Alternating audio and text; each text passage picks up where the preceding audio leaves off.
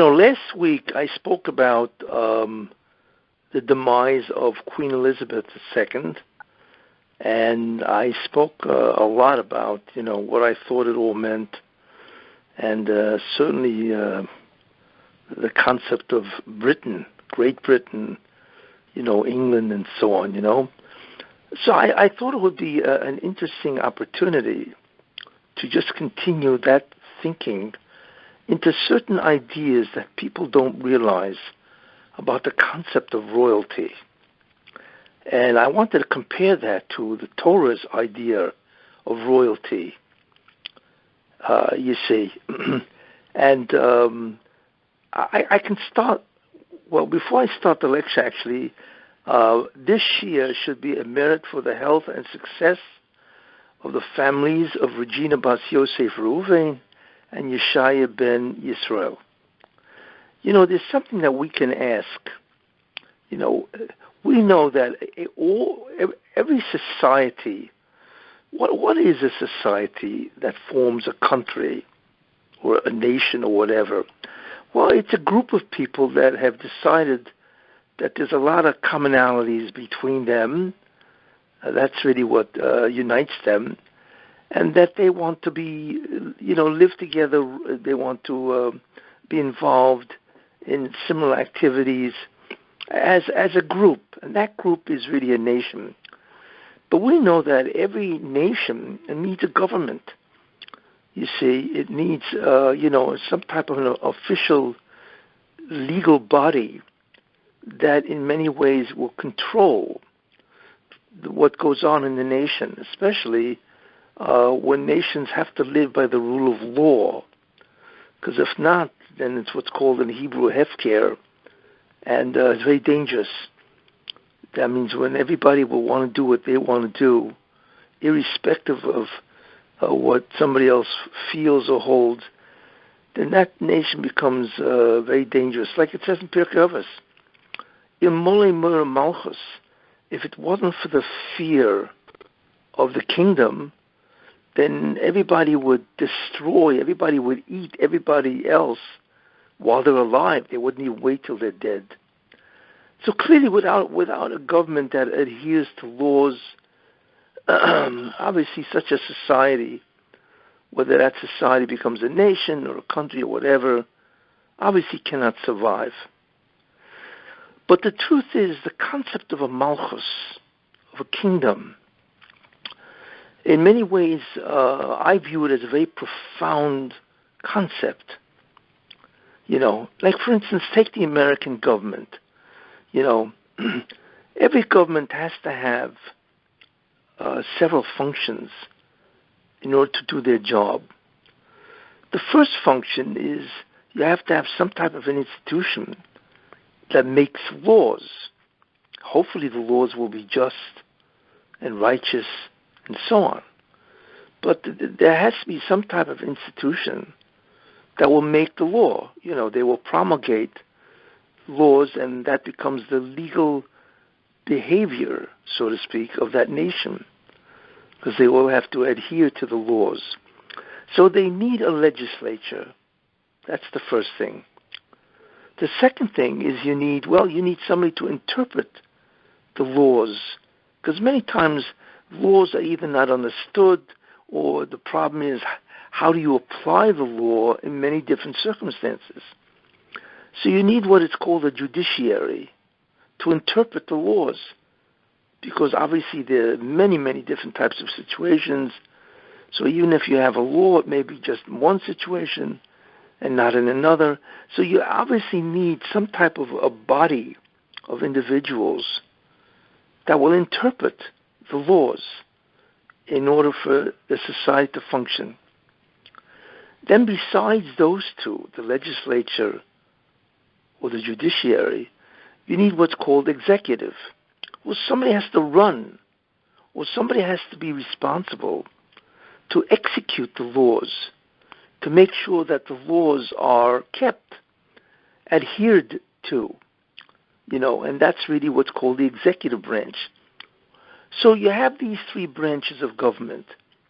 You have the legislature that makes the laws. the judiciary that interprets the laws in any given situation, and the third branch of government would be the executive that obviously enforces the laws.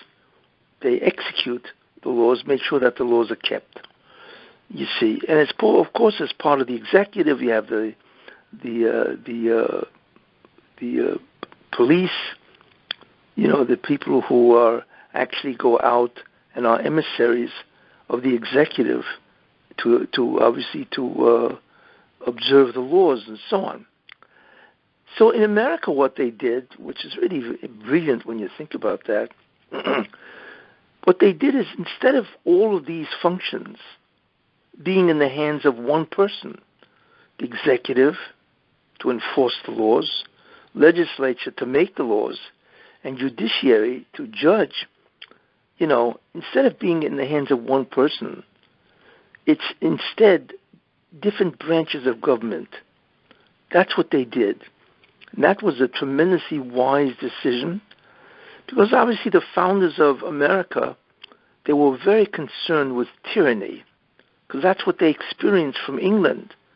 Because, they were a colony in the original, the 13 colonies, they were all under, England, the King of England. In any case, this is the concept of a government and what the functions of a government are, and the fact that it has to have these three abilities. And, in America, these three functions are given over to three different separate branches of government. Very important concept.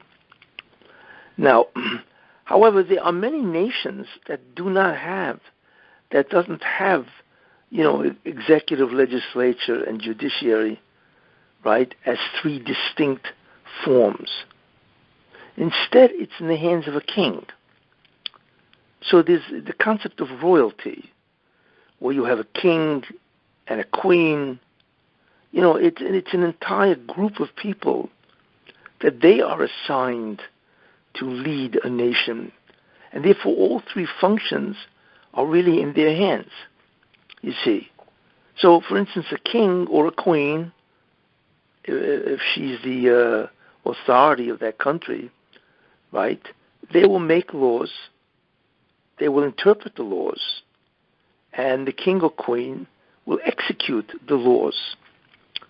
And in that way, it's in the hands of one person, you see. So that's a very important concept.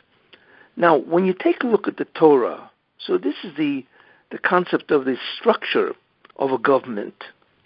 Now, when you take a look at the Torah, what is the government that the Torah says should be done, should be used, and so on? And that's a very important idea, because the Torah is the mind God of God. And therefore, it's perfect. This is what he says is the best form of government, you see. And therefore, the Torah says, I will tell you what type of government I want. And obviously, according to the Torah, this is the best form that a nation can rule itself and function and accomplish great things. So when you take a look at Torah, what do we really have? Well, the first thing, obviously, is the laws, the legislature. Well, who's the one who does the laws? And the answer is God. Man basically does not do the laws. It's God in the form of the Torah. The Torah is nothing more, basically, than that branch of government of the Jewish people that really is the legislature. And that is the Torah. And that's God. God legislates the laws. Now, it is true also, obviously, that there are many laws that have to be made as time goes on in order to support and protect the laws of the Torah.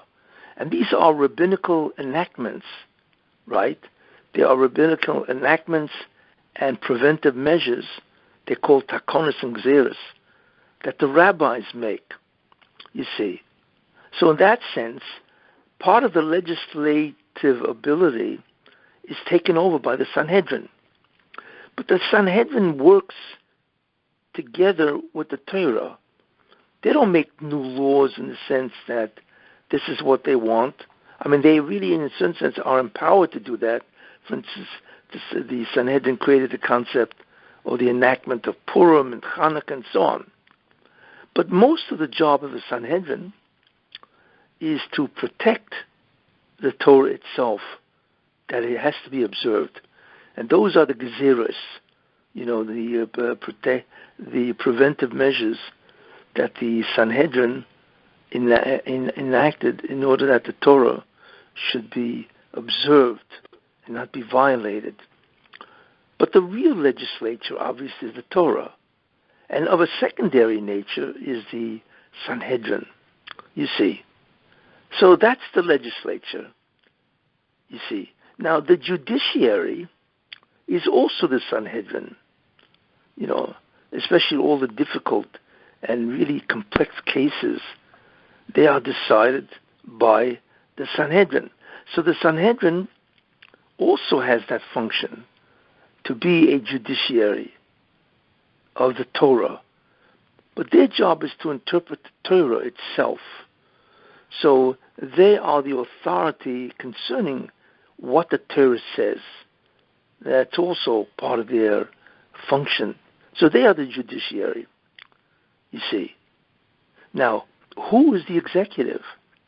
Who is that person that is supposed to, protect the Torah, make sure that's observed? And the answer is, it's a king. There is a mitzvah in the Torah, Soim Tosim Ulecho Melech, to appoint a king, you see. So besides the Torah and besides the Sanhedrin, you also have a king. It's a mitzvah saseh to appoint a king. And that king would be the executive branch, so to speak, and he would make sure that all the laws of the Torah are observed, you see. So this is the government that the Torah says has to be formed. But notice that the one who makes the laws is not the king, you see. And the real laws are not made by the Sanhedrin, except in a auxiliary capacity. The one who makes the laws is the Torah itself, you see. And obviously the important concept of all of this is that the Torah is divine. In any case, as I was saying, the crux or the main concept of all of this is the laws. But the laws are divine. That's the difference. They're not made by man, except in a secondary way by the Sanhedrin. The laws are promulgated by God, and therefore they are divine. And you can't question them. If you understand them, great, they're mishpatim. If you don't understand them, they're chukim, statutes. But nevertheless, they all have the power, the authority of God himself. And this is really the whole concept of Har Sinai, you see, where God gave all the laws that allow the Jewish people to survive, to flourish as a nation, you see. But the Rebbeinu Shalom, God did give the power of the Sanhedrin to be the judiciary, you see.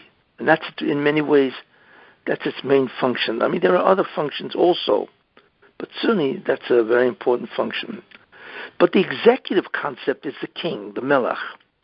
And therefore, the Torah says that it is a mitzvah to appoint a melech, right?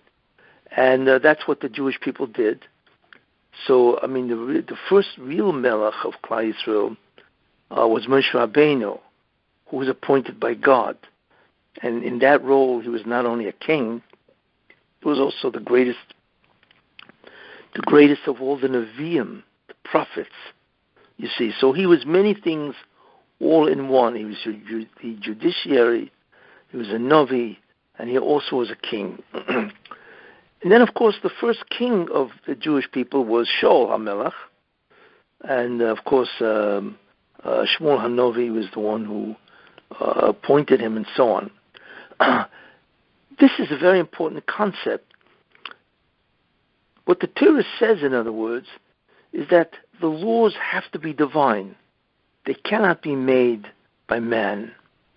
You see, because man, first of all, does not see the ultimate truth. They are limited by their logic and their intelligence. And not only that, mankind is biased. Everybody wants laws that will satisfy them and help them, proceed in their best interest. So therefore, really, people cannot really make laws that are legitimate and so on, you see. So the Torah says that I will make the laws, right? And then you will have a body, the Sanhedrin, to interpret them. But the main one, the one who has to execute it, of course, is the king. So we see, therefore, that the concept of the Torah's government has to be by divine authority. That's how it all starts. And then from that emanates the other forms. But in any case, this is the concept of a king. Now, what's also very important is a king does not make any laws. In fact, a king had to wear, he had a very small Sefer Torah that he actually had to wear on his arm, because the king does not make laws. What the king does, right, is that he protects the laws of the Torah and he enforces it, that the people should observe these laws. So he himself had to wear, you see, a Torah on his arm. And he always had to have that, because all the authority of the king comes from God, comes from the Torah itself. So therefore, this is really the government that the Torah says should be done, you see. Now, what is interesting is nations, what they do. Like I said, a government has to have those three functions, right? Somebody has to make laws, because mankind has to live by laws, or else they will destroy themselves. Because every person obviously is biased in terms of what he wants the law to be. He wants it to be in his favor.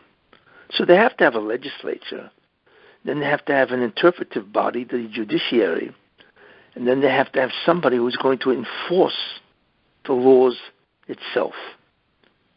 So nations have adopted that, you see. But what is very interesting is the concept of what nations have done. What does that mean? I'll give an example. A long time ago, and I'll use England as an example, because it illustrates the concept of royalty, you see. So the question is, why is there royalty, really? Why should there be a royal class that consists of a king and a queen and a prince and a princess, a duke, whatever, right? Why would a nation want this, you see? Why would they want to submit to this type of authority? Now, we know what it is, like I said, we know what it is in terms of the Torah, because the Torah has royalty, you know. Shlomo Melech was one of the greatest of the kings, and he was incredible royalty, you see. But why would a nation want that? Well, everybody wants what do you call it, somebody to enforce the law. That's true, you see. But that in itself is a very important idea. I think it was there was a king of England. His name was Henry VIII. Very powerful king. And I think he wanted to divorce one of his wives or whatever. And he was Catholic. And the Pope would not allow him to. Because basically in Catholicism, there's no such thing as a divorce, as far as I know. So the Pope did not allow him to. So what Henry VIII did, he dismissed the Pope. He said, I don't need you to tell me what to do, right? Why? So he comes up with this incredible idea, which is an old idea, that I am the king, but more important, I rule by divine right. In other words, I am the appointee of God. Therefore, I don't need a pope. So what Henry did, is he assigned himself the role of the pope.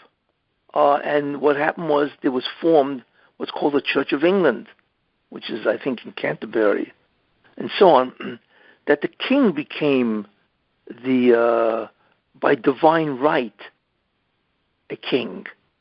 So it wasn't merely, a person was a king, in order to help the society survive or to help a society exist. No, it wasn't just that, you see. What it became is the king is a king because of divine right. Now, God put them there, which means that they have the authority of God himself. Now, therefore, this is what's called the divine authorship of kingdoms, of kingship, and so on. So this is what he did, and of course he created, like I said, the Church of England. I think it's in Canterbury, whatever, and he became sort of the Pope. You see, and he just dismissed the whole aspect of being a Pope in Catholicism. In any case, that did something very interesting. And the question is, why does that continue? England has had a long succession of kings and queens. So the question is, why should that continue really? But I want to point out something which is very important.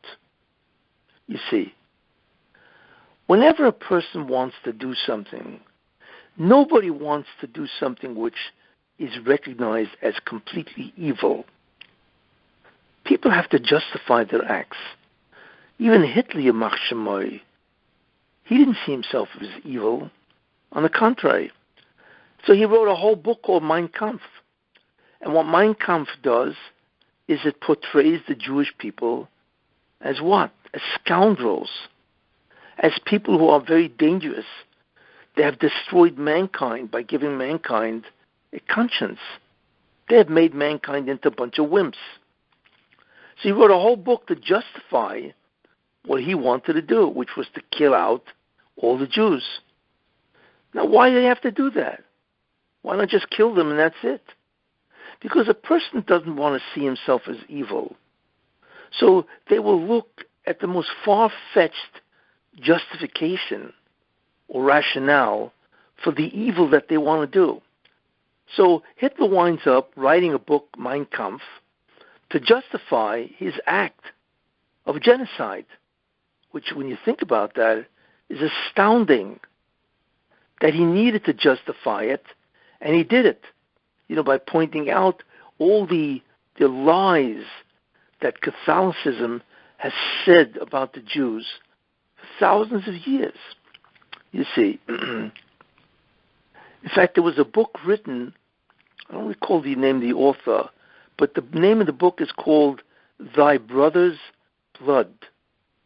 And he writes, and he proves it, that the only reason why Hitler was able to get away with what he did, you see, is because the Catholic Church has vilified the Jewish people terribly, extremely vicious. And they did that, of course, in the New Testament.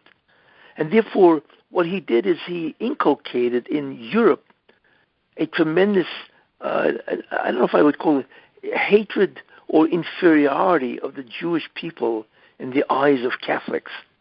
And what Hitler, and therefore what the Catholic Church did, is they created, this value judgment on the Jew that enabled him, Hitler, to get away with killing them.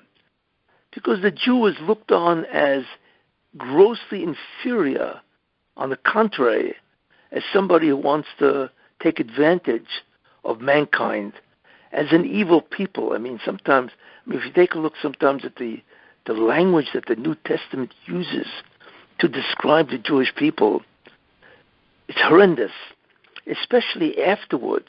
You had many priests afterwards and so on that were tremendous anti-Semites and how they vilified the Jews. So this person, I think his name is Malcolm Hayes, but in any case, so he says because of the environment or the climate of denigration and hatred of the Jews, Hitler was able to get away with his program. Because anyway, Catholicism views Jews as, enemies and sons of the devil or whatever. I mean, to a certain extent that was mitigated, but deep down, that's still what's held by many Catholics. In any case, you see, so people have to justify when they do evil. And as I pointed out, Hitler had to justify his own actions, you see. So what the world has decided, which in many ways is fascinating, is one of the best ways of justifying evil. And by evil I mean murder, subjugation, you see, to entrap people or to enslave people. How do you justify what you're doing? So therefore they came out with a brilliant solution. If a king has divine right, if a king is divinely chosen by God to be a king, then obviously it means that whatever he decides, whatever he does, is the will of God. It's logical. He's a king by divine right, by the authenticity, right, of God. Then obviously he's in God's stead in that nation. So whatever he decides clearly is divine, right? It's issued by God himself. If that's the case, then if that country does tremendous evil, then that and the evil is promulgated or allowed, you see, or tacitly agreed upon by the king, that means this is what God wants. So they're not doing an evil, they're doing God's will. And that is an incredible payoff to have royalty. Because what royalty does is, because of this concept of a divine right, what royalty does, it covers the tremendous sinfulness of a nation that wants to brutalize mankind. I mean, when you take a look at what England did, especially in the era of Queen Victoria, I mean, they said that, 1/4 of the planet Earth was British. They said that the sun never set on British empire because Britain made it its business to go and subjugate nations which they deemed were primitive. You see, but how do you get that done? You don't get that done by, convincing them diplomatically that you'd like to help them. Of course not. You do it for the glory of His Majesty. That's always quoted, whenever they would go as an army, wherever they went in the time of Queen Victoria, or even before. It was always the will of His or Her Majesty. The question is, why did they have to do that? Why did they have to, do it with the authority of the king? And the answer is because the king rules, or queen, rules by divine right.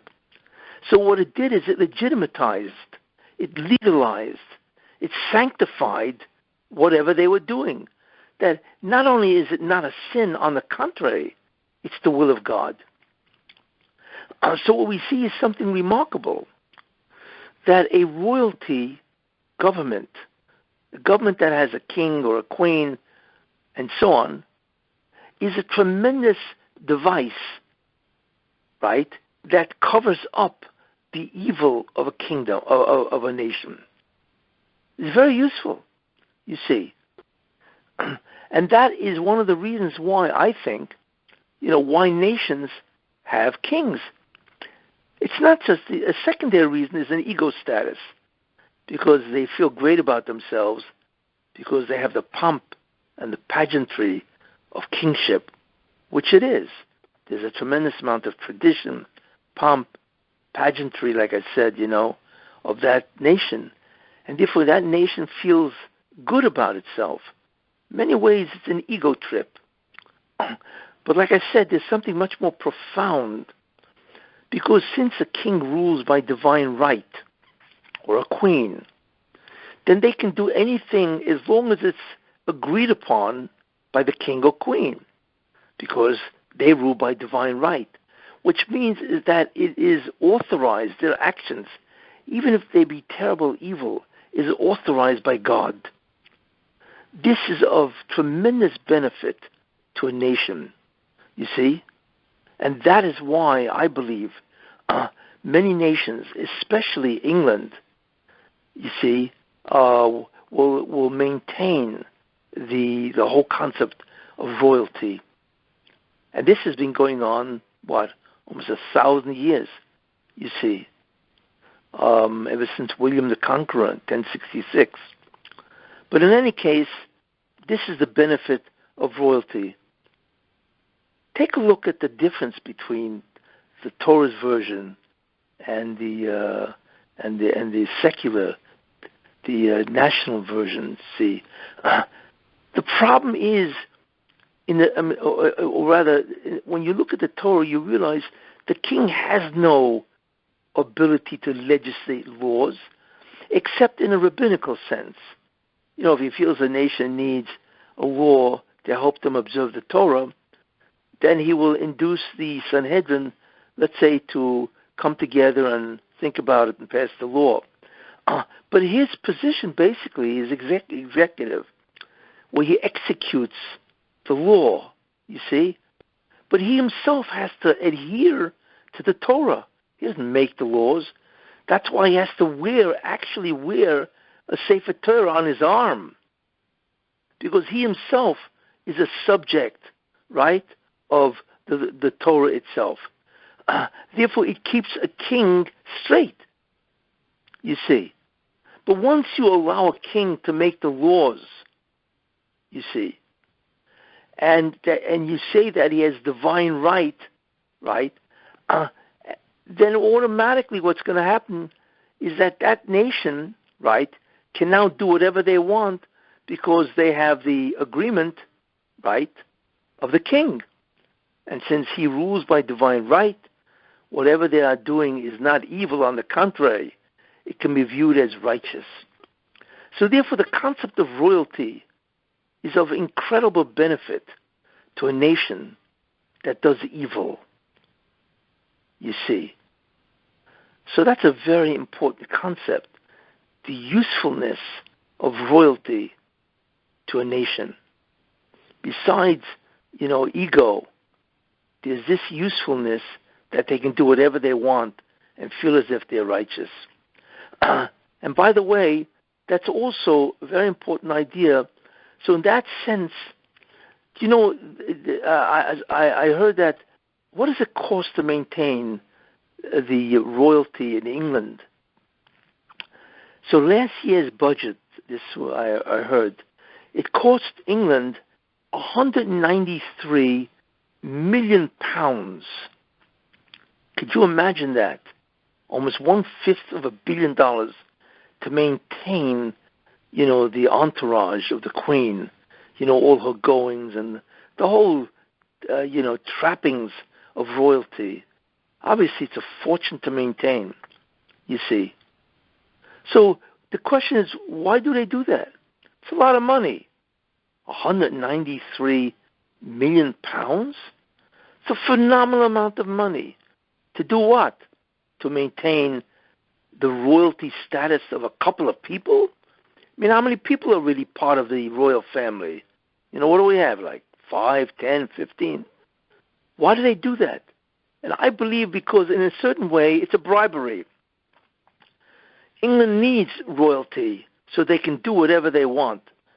You see, they can brutalize many countries, right?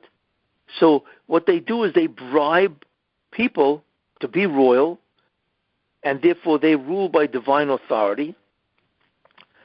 So that legitimatizes whatever evil they do. It's sort of like a contract, you see, between two parties. One party is the nation that now has a cover-up for whatever they do, that it's not evil, on the contrary, it is righteous. And the other is the royal family. They get to live in an unbelievable style. I mean, it's incredible. Could you imagine being a queen, right, for 70 years? Imagine the amount of honor that she received, the special attention, right, the benefits of living, the living arrangements and so on. I mean, which woman doesn't dream about being a queen, right? In fact, that's why there are many what's called royal watchers, because by watching the royal family, it's a vicarious thrill or way of experiencing, the majesty of royalty and so on. So look what's going on here. The king provides a tremendously useful purpose by allowing a nation to do a tremendous amount of evil because that person rules by divine right. And that nation will prop up the royalty, right? And what that does, and allow these people, a group of people, right, to serve as royals, it will enable them to be covered by the royalty for whatever they do, you see. Which is really, in many ways, very interesting, and so on, you see. And that's exactly what happened. Whenever England went to war, they've been warring all over the place and so on, and subjugating nations. They were very brutal.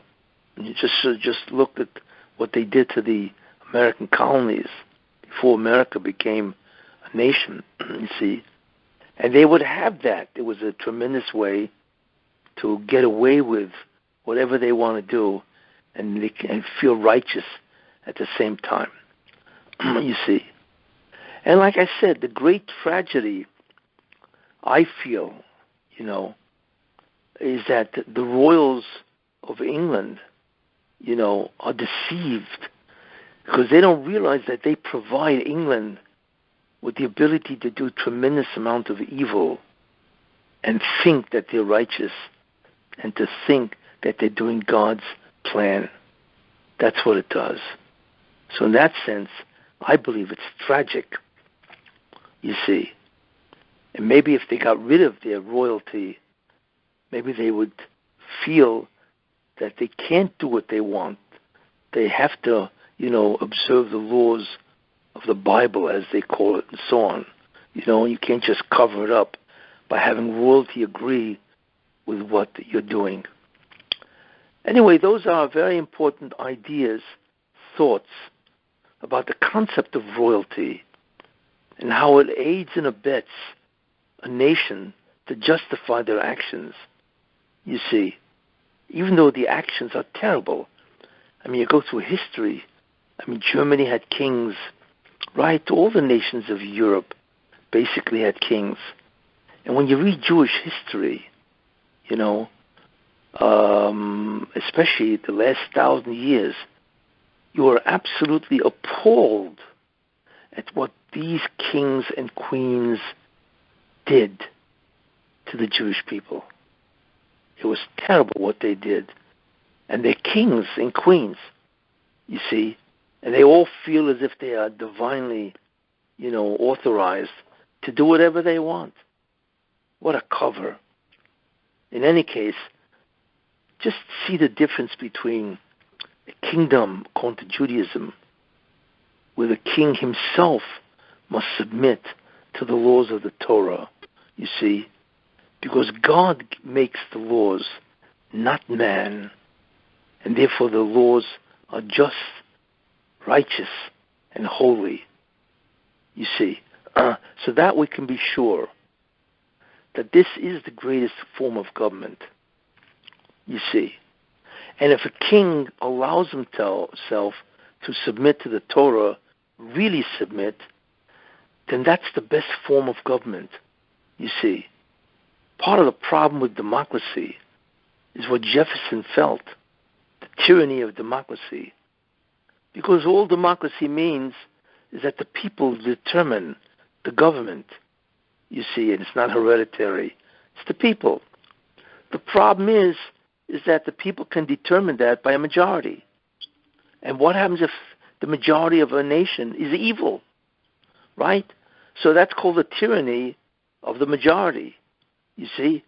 And the founding fathers were terribly afraid of that, of this ability of a democracy to become tyrannical.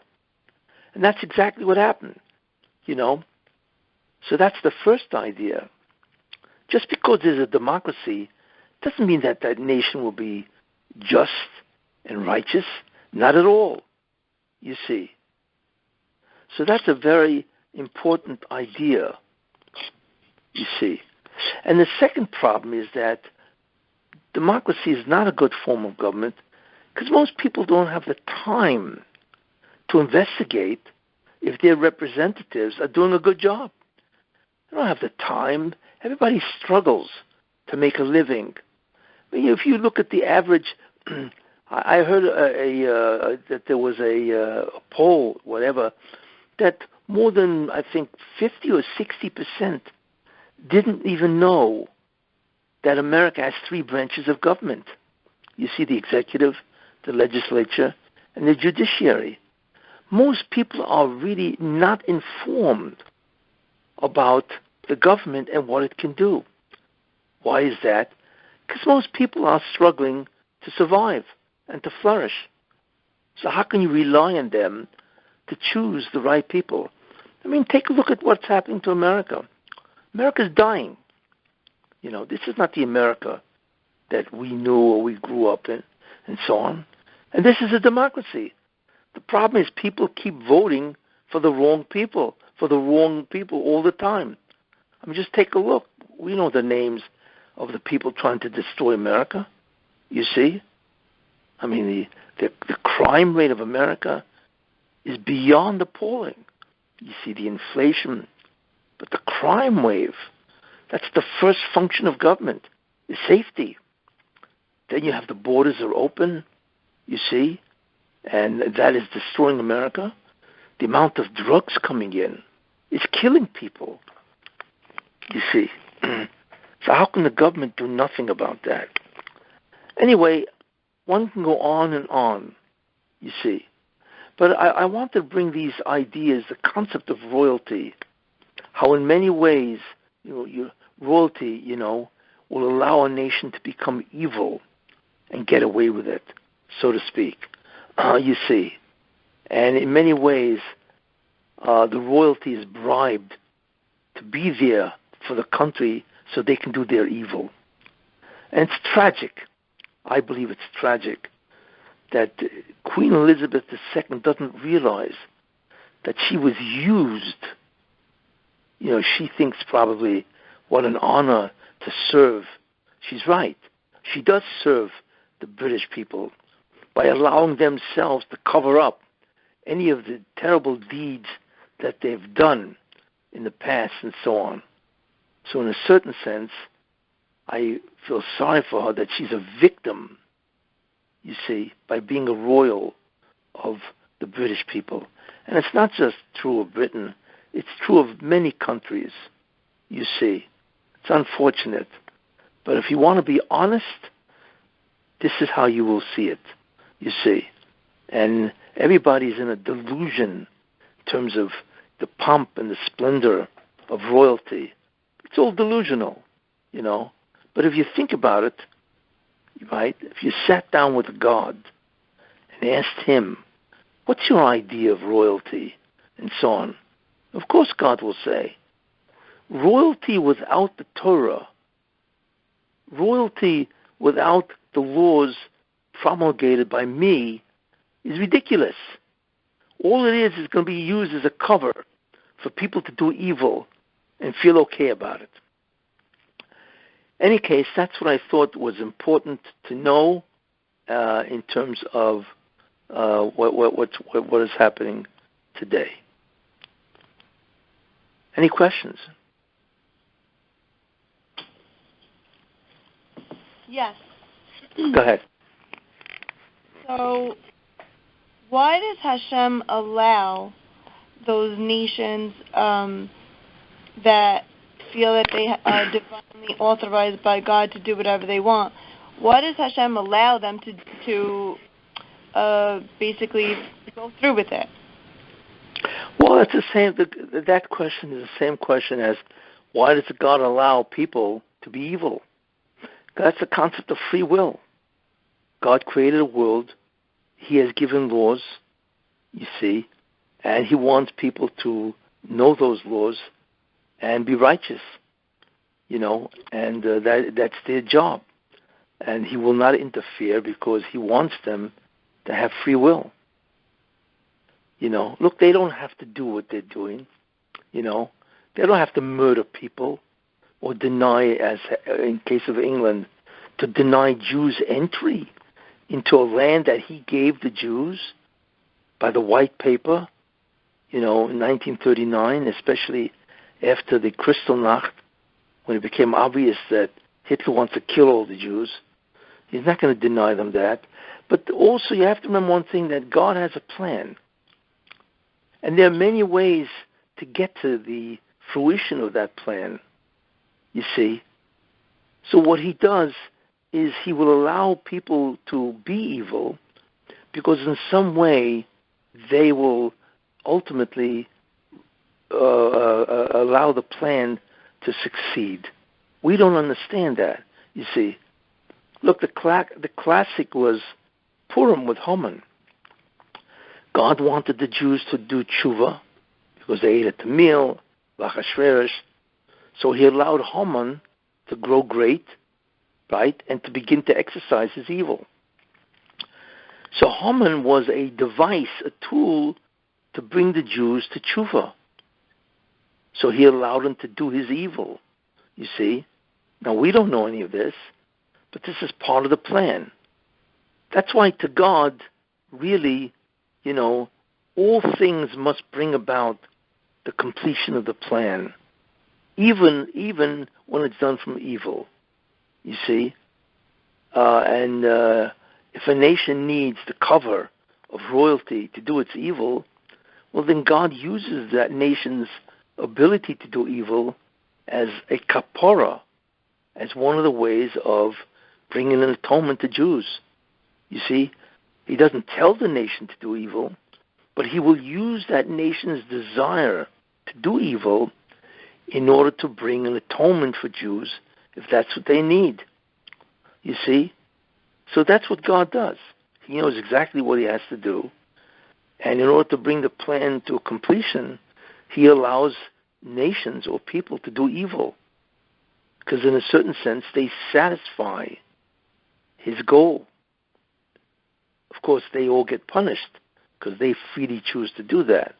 But that is why. You see, remember one thing. Everything that is done can only succeed if it advances the plan further.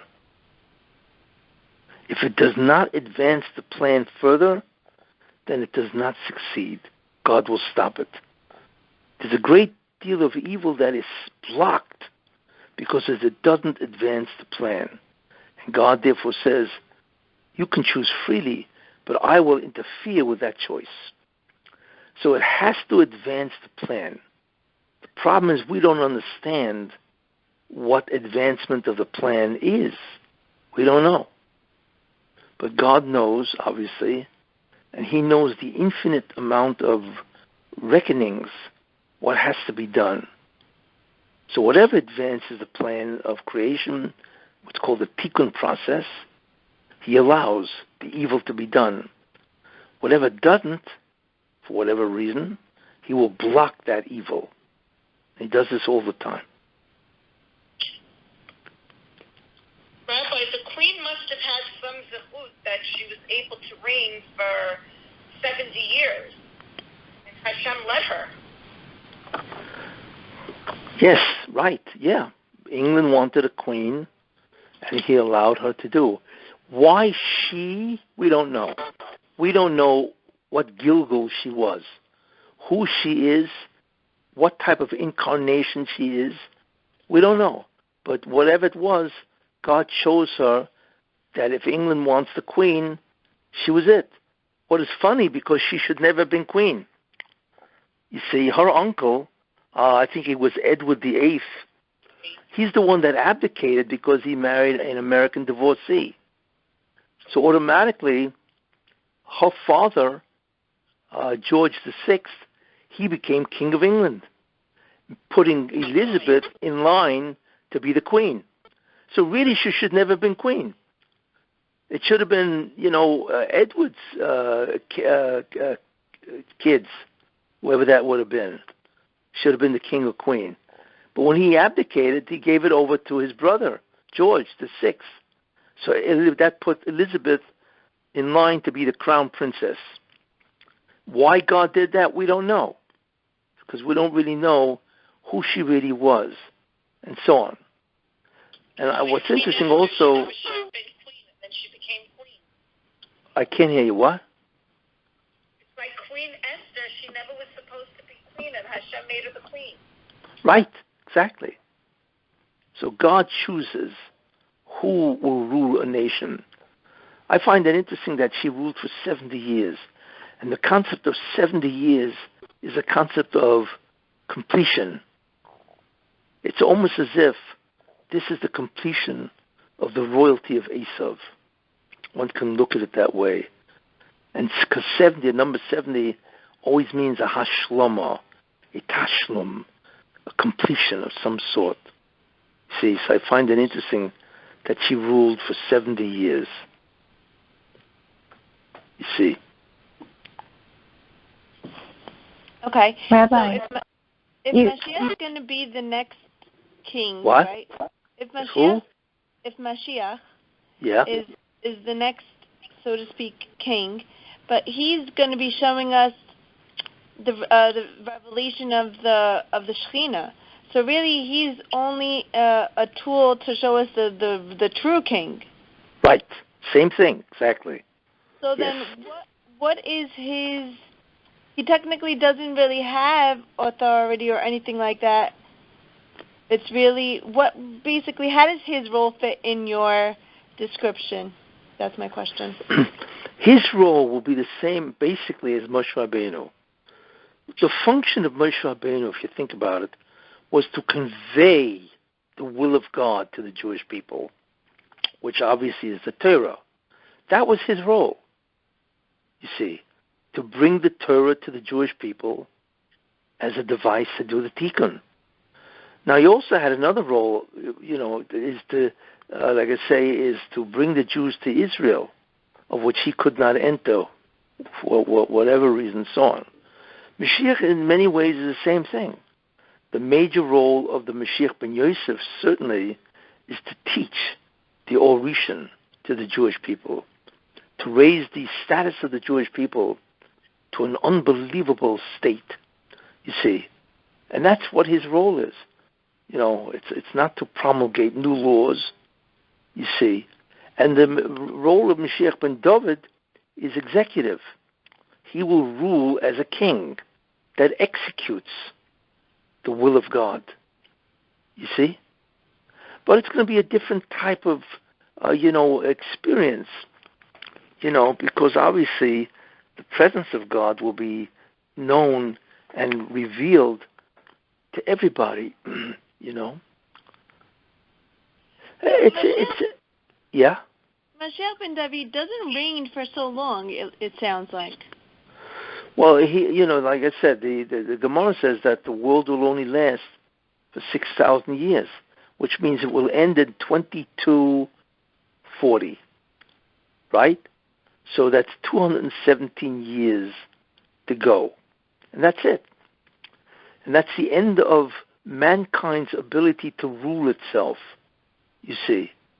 And then after that begins what's called the 7,000th year, And that is the beginning of the change, zikuch, right? The purification of the physical to become spiritual. The entire reality changes, you see. And God is revealed in terms of his unbelievable presence and his awesome unity and oneness. It's not the same reality, you see. So Mashiach ben David, he still reigns in the 7,000 year? No, he's gone. He's gone. Everything is gone. Okay, so then if you always said that Techiyat HaMetim, it takes 210 years. Right. So that's in the year 2030. It starts. Right, yes, which is, what is that, 7 years from now? And 7 years from now, right. So right. if Mashiach ben Yosef has all these things to do, and if this next year is not what we say, Yovel, because doesn't Mashiach ben David have to come after Yovel? Well, yes. I mean, we hope it's Yovel, right? We do. So if he comes in the next cycle of 7 years, then he only reigns for a very small amount of time. Well, yeah. Look, 213 years or 210 years, whatever. He still reigns while we wake up. Yes, as people will be rising from the dead for the next 210 years, right? Oh, he's reigning. Oh, I didn't know that. Yeah. No, he will reign for, let's assume he comes in a couple of years from now, whatever. So his reign will last up to the year 2240. He will be king of the world for at least 210 years.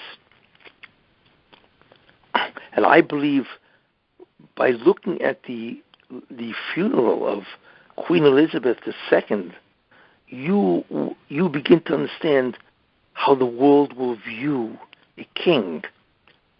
And what she was, every Jew will have that stature. We don't realize that because the Jews did the tikkun.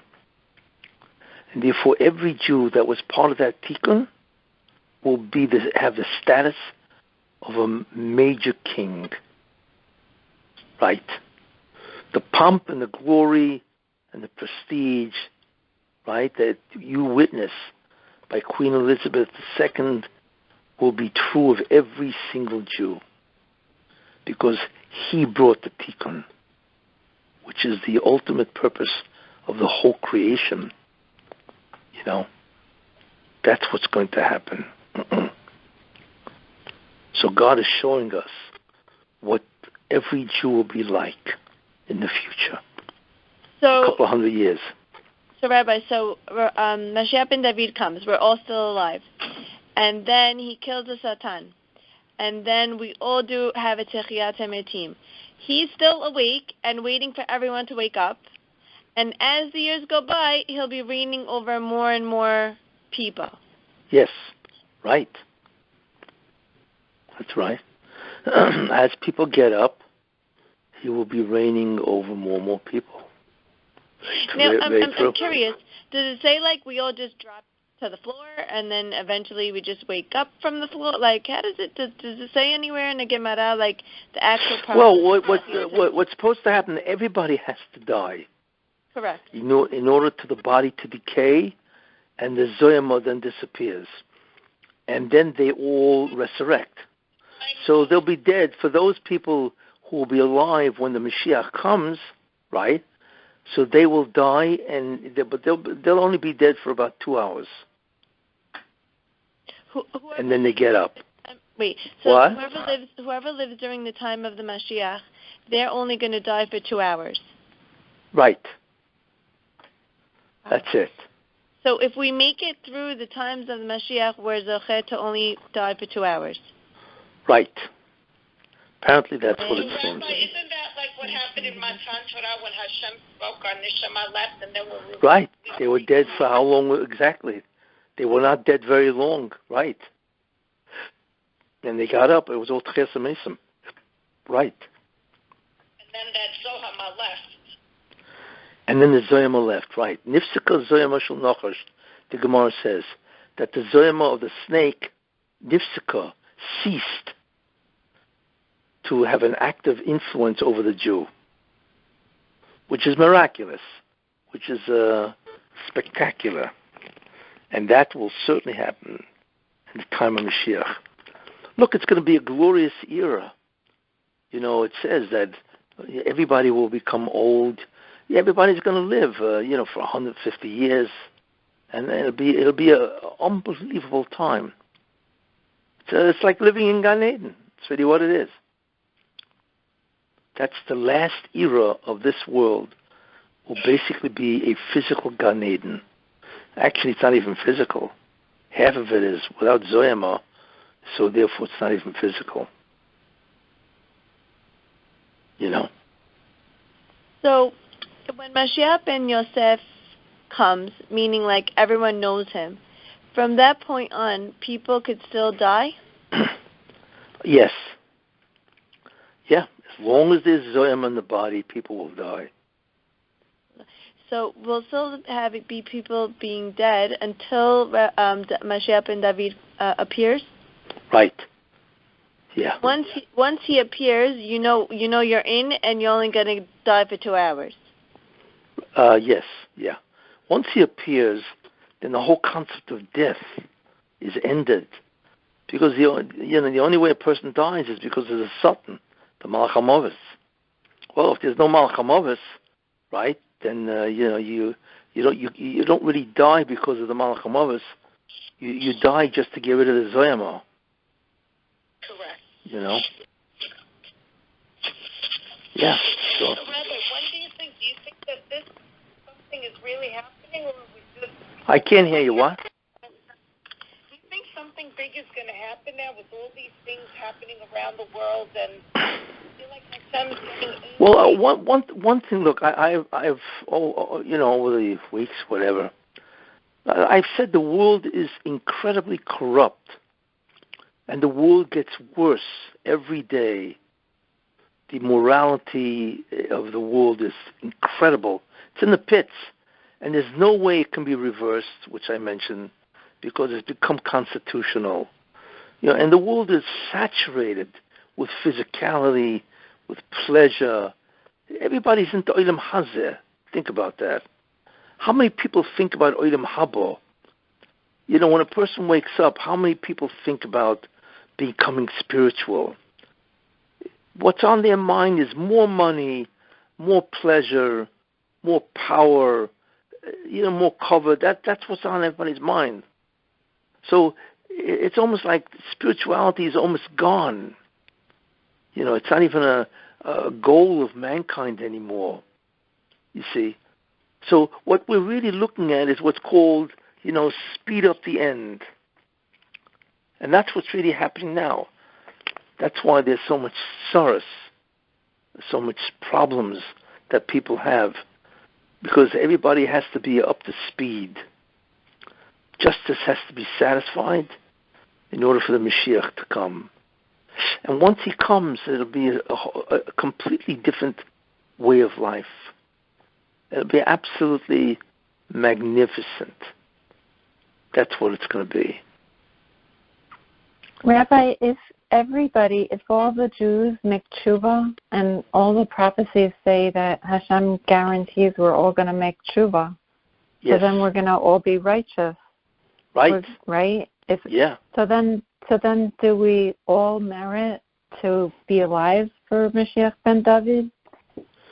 Well, yes, all the Jews will be alive when Mashiach ben Yosef, it's certainly Mashiach ben David, right, comes. Well, because that's going to be Tchias HaMesim. And once you get up from the dead, you don't go back. Nobody dies anymore, right? It's over with. Right. So that's the end. But it's basically when you wake up is how much you're going to experience that.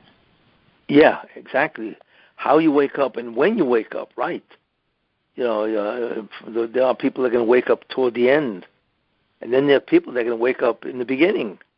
So they're going to live for like 210 years, So it'd be incredible.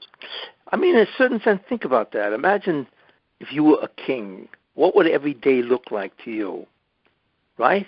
It would be glorious. Right? Everything you want to do is done. Right? Every wish is done. That's what's going to happen to the Jews, It'll be a different type of world where nothing fails and everything succeeds. We cannot even imagine that type of world. Let's see. Rabbi, also, the mini Sefer Torah that you said Mashiach wears on his arm? Yeah, a king wears on his arm, right? Okay, so didn't Rabbi Chaim Kanievsky Alav Shalom, didn't he have one? They made one for him? I don't know. Is that the same? I don't know. I've never heard anything like that. Mm. Well, obviously he's not Mashiach because he's gone. Right. Right. Okay. Anyway, those are some of the ideas I want to transmit about kingship.